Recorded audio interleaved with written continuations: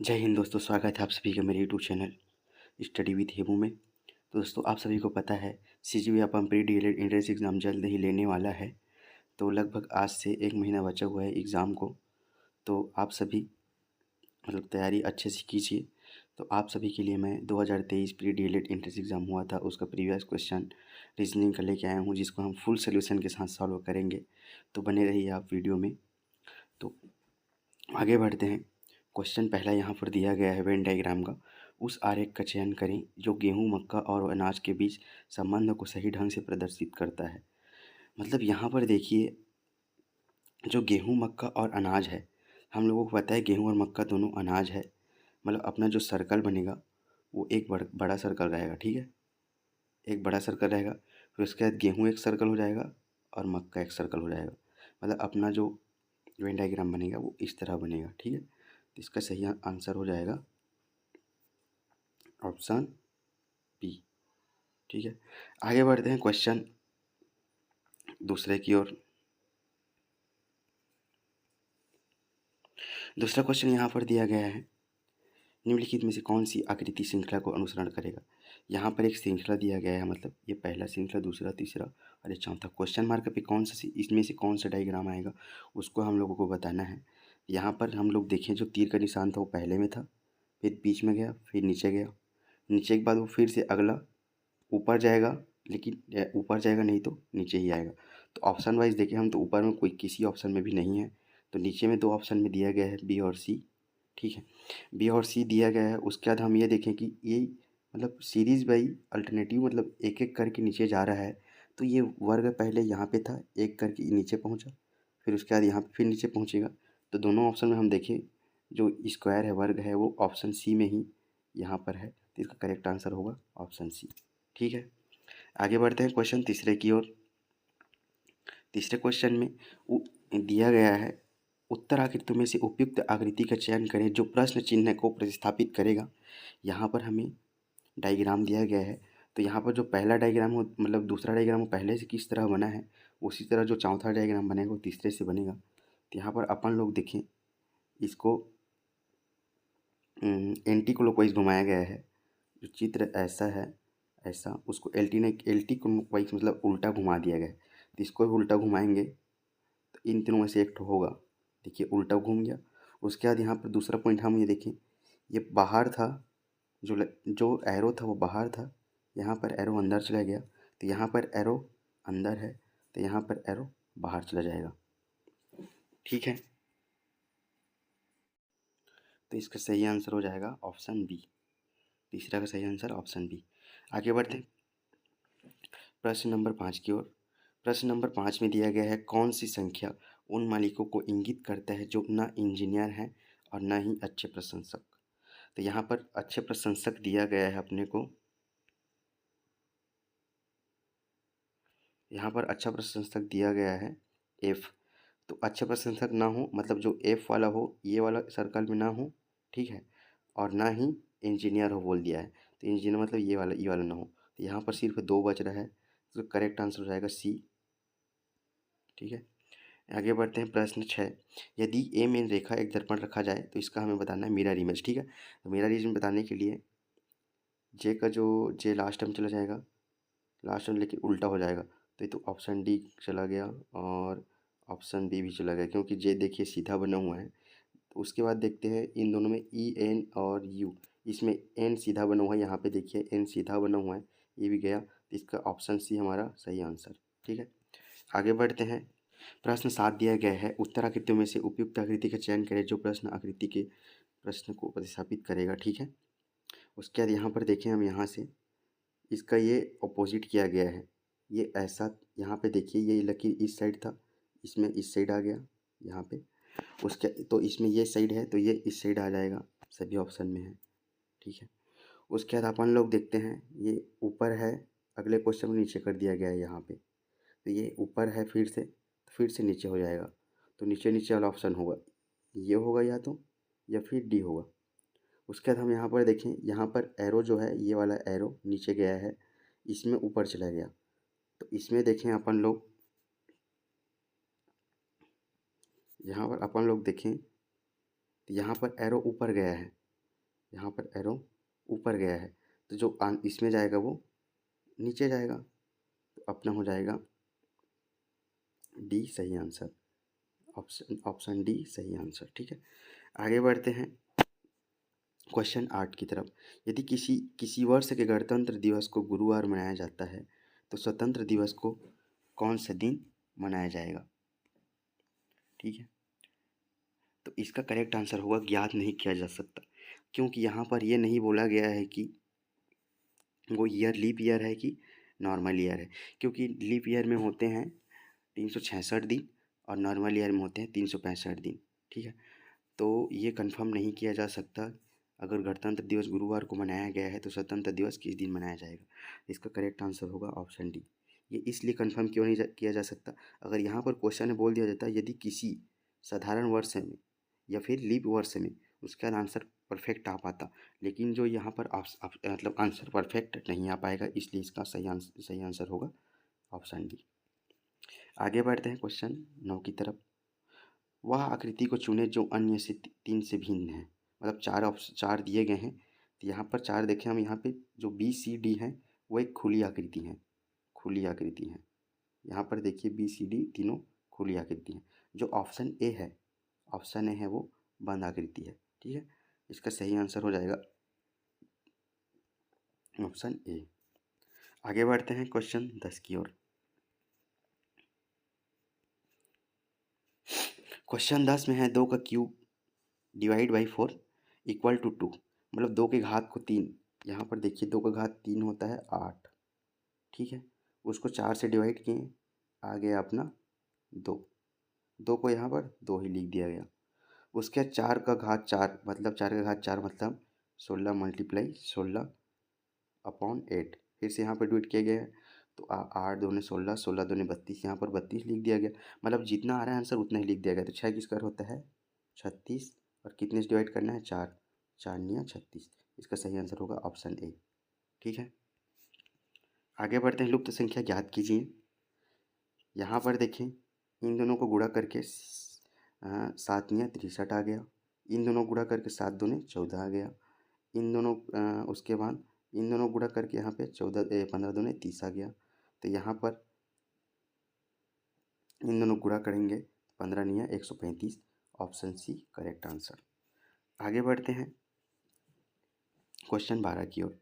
Question 12 दिया गया है, आर्मी को ASOB लिखा जाता है तो जज को उस कोड से कैसे लिखा जाएगा।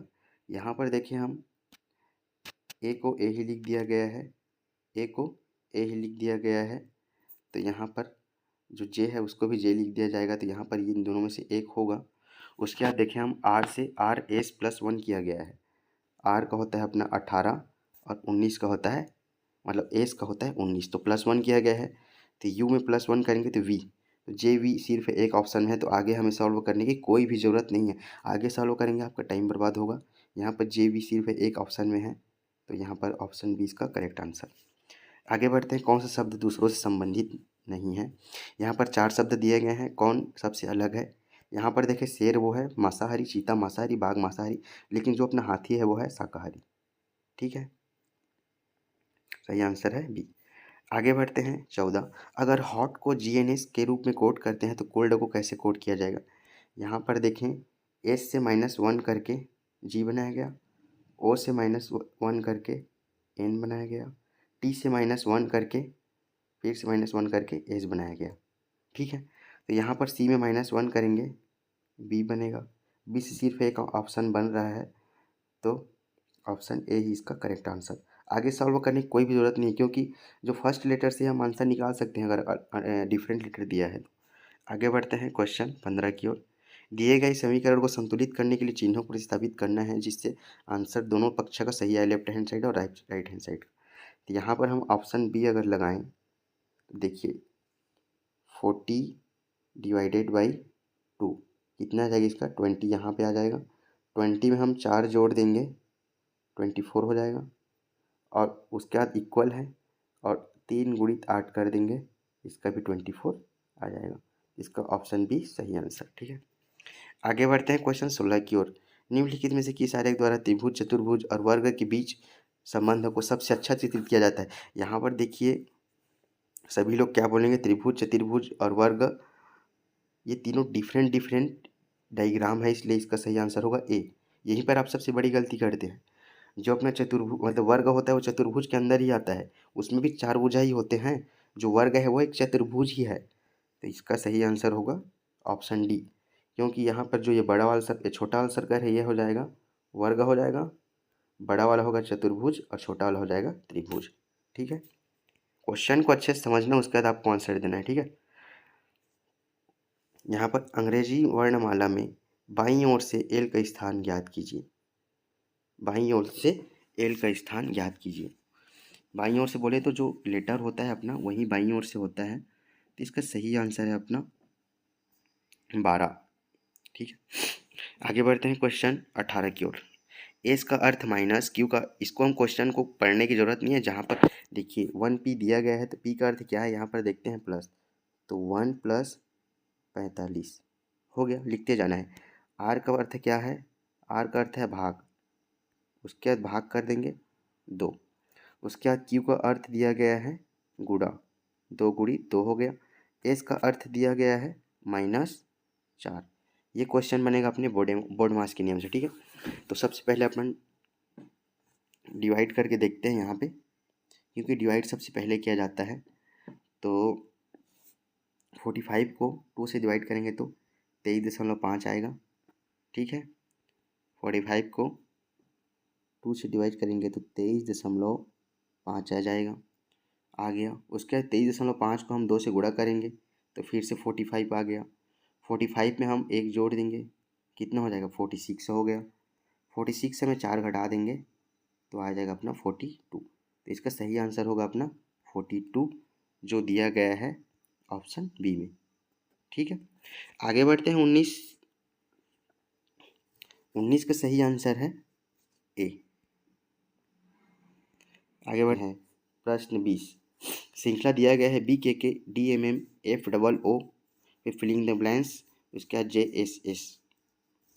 यहाँ पर हम देखें B से D हुआ है +2। ठीक है, D से F हुआ है +2। उसके बाद F से फिर +2 करेंगे, 6 में 2 जोड़ेंगे तो H, स्टार्टिंग में आ जाएगा H। उसके बाद K से देखें हम, K का होता है 11, फिर +2 हुआ है, फिर +2 हुआ है, तो O में फिर O में हम जोड़ेंगे 2, तो O का होता है 15 और 15 में 2 जोड़ेंगे 17, 17 को जाएगा Q। H Q से देखते हैं, सिर्फ एक ऑप्शन है तो ऑप्शन डी ही इसका करेक्ट आंसर। ठीक है, आगे बढ़ते हैं क्वेश्चन 21 की ओर। बिंदीदार रेखा पर पारदर्शी शीट को मोड़ने पर कैसा पैटर्न दिखाई देगा। जो यहाँ पर हमें एक दिया गया है, उसको जो ऐसा रेखा दिया गया है उसको यहाँ पर जो डायग्राम दिया गया है और नीचे ऐसा है, उसको हमें ऊपर की तरफ मोड़ना है। तो यहाँ पर देखते हैं, हम ऑप्शन ए से मिलाते हैं। ऑप्शन ए से नीचे तरफ तो रहेगा नहीं क्योंकि मोड़ेंगे।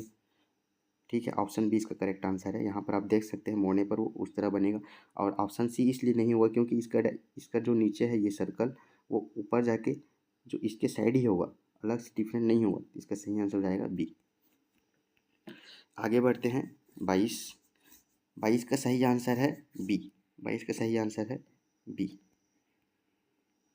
उसके बाद दिया गया है 23। दी गई पत्रिका में कौन सा आरोही क्रम है। आरोही क्रम बोले तो बढ़ते क्रम में 06:45 बजे, 19:30 बजे और 13:35 बजे। तो यहाँ पर हम ये समझते हैं 6 बजे मतलब सब सुबह का 6 बजे ही हो गया, 19 बजे मतलब शाम का 7 बजे, 13 बजे मतलब दोपहर का 1 और 20 बजे मतलब 8। तो सी पहले आएगा, सी पहले नहीं 6, अच्छा सुबह पहले होगा, तो सुबह पहले होगा तो ए पहले आएगा, अपना आएगा ए पहले। उसके बाद कितना बजेगा, 1 बजेगा, ए सी आ जाएगा। ए सी देखते हैं कितने आंसर में दिया है, सिर्फ डी में। 23 का हो जाएगा अपना डी, 23 का हो जाएगा अपना डी। आगे बढ़ते हैं क्वेश्चन 24।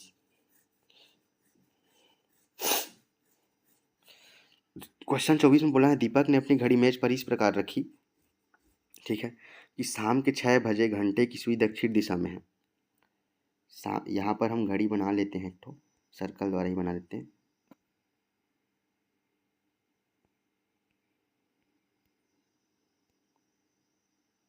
यहाँ पर एक घड़ी बन गया अपना, ठीक है। ये यहाँ पर 12, यहाँ पर हो गया 9 ये 6, ये 3। क्वेश्चन में बोला गया है शाम 6 बजे, 6 बजेगा तो घंटे की सुई जो 6 पर ही रहेगा, घंटे की सुई 6 पर रहेगा, तो दक्षिण दिशा में ही है। तो रात के 9 बजे मिनट की सुई किस दिशा में होगी? चाहे कितना भी बजे मिनट की सुई होता है अपने 12 में, तो 12 अपना है उत्तर दिशा, तो इसका सही आंसर होगा 26 का सही आंसर होगा ए। 26 का सही आंसर होगा ए। आगे बढ़ते हैं प्रश्न 25 की ओर। प्रश्न 25 में बोला गया है यू वी का पुत्र है, यू वी का पुत्र है। हो गया, अच्छे से बना दीजिए, मेरे को थोड़ा सा बन नहीं पा रहा। यू वी का पुत्र है, हो गया। उसके बाद एक्स वाई की माता है, एक्स वाई और यू वी का संबंध नहीं दिखता, आगे बढ़ते हैं। यू की पत्नी है और यू की पत्नी है, एक्स वाई की माता है, यू की पत्नी है, यू की पत्नी एक्स है और वाई की माता यही है, ठीक है। तो बोला गया है वी और एक्स से क्या संबंध है। यहाँ पर वी है, वो एक्स से क्या संबंध है। यहाँ पर वी एक्स का पति है, तो अपने पति के पिता को क्या बोलते हैं? ससुर। तो 25 का हो जाएगा बी। यदि दिए गए चित्र को मुड़कर घन बनाया जाए तो 6 अंक के विपरीत सतह पर कितने अंक आएगा? तो यहाँ पर जो अपोजिट होता है, एक का अपोजिट 3, 2 का अपोजिट 4 और 6 का अपोजिट 5। तो यहाँ पर सही आंसर हो जाएगा ऑप्शन डी 5, ठीक है। आगे बढ़ते हैं क्वेश्चन 27 की ओर। क्वेश्चन 27 दिया गया है प्रश्न के स्थान पर कौन सा आएगा। यहाँ पर देखें 4 और 1 से थोड़ा छोड़ो, यहाँ पर देखें 4 और 1 से बना है अपना 16 और 1। 4 की स्क्वायर करें 16 हो गया, 1 की स्क्वायर करें 1 हो गया। तो यहाँ पर अब मिला के देखते हैं, 2 और 7 से बना है 4 4 9, 2 की स्क्वायर करें 4 हो गया, 7 को 49, 7 की स्क्वायर करें 49 हो गया। तो यहाँ पर 4 की स्क्वायर करेंगे 16 हो जाएगा, 3 की स्क्वायर करें 9, जो 169 है। बी ऑप्शन बी इसका सही आंसर है। 4 विकल्पों में से उपयुक्त आकृति का चयन करें जो आकृतिक मैट्रिक्स को पूरा करता है। यहाँ पर देख सकते हैं अपन लोग, पहले 2 लकीर है, फिर यहाँ पर त्रिभुज में 3 हो गया, 4 हो गया, यहाँ पर 4 है, 5 हो गया, तो 6 किसमें है? 6 इसमें है, देखिए 1 2 3 4 5 6, ठीक है। ऑप्शन बी इसका करेक्ट आंसर। आगे बढ़ते हैं क्वेश्चन 29 की ओर। उस आकृति के चयन करें जो जिसमें प्रश्न की आकृति छिपी हुई है। प्रश्न की आकृति छिपी हुई है मतलब ये जो वाई बना हुआ है ये यहाँ पर इसमें छपा हुआ है, यहाँ पर देखिए ये, ठीक है। आगे बढ़ते हैं क्वेश्चन 30। यदि उत्तर पूर्व उत्तर हो जाए, यहाँ पर हो गया अपना उत्तर, यहाँ हो गया दक्षिण, ये हो गया पूर्व, ये हो गया पश्चिम, ठीक है। यहाँ पर बोला गया है उत्तर पूर्व, जो ये उत्तर पूर्व है वो उत्तर हो गया मतलब अपना एंटी क्लॉक हो गया, ठीक है। तो और बोला गया उत्तर पश्चिम, यहाँ पर उत्तर पश्चिम है वो फिर से अपना एंटी क्लॉक हो गया, ठीक है। तो पूर्व क्या हो पाएगा? जो पूर्व है अपना, पूर्व किसका एंटी क्लॉक है? यहाँ का एंटी क्लॉक वाइज है, देखिए यहाँ पर ऐसा एंटी क्लॉक वाइज हुआ, यहाँ पर ऐसा एंटी क्लॉक वाइज हुआ, तो पूर्व पर ऐसा एंटी क्लॉक होगा, तो दक्षिण पूर्व, इसका सही आंसर है ऑप्शन सी। तो आज हमने लगा लिया है पूरे 30 के 30 क्वेश्चन रीजनिंग के। अगर आप सभी को मेरा क्लास अच्छा लगा हो तो वीडियो को लाइक करें, चैनल को सब्सक्राइब करें और ज़्यादा से ज़्यादा शेयर करें। मिलते हैं अगले वीडियो में। मैं भी मेरा चैनल नया है तो अच्छे से पढ़ा नहीं पा रहा हूँ, ठीक है। Bye bye.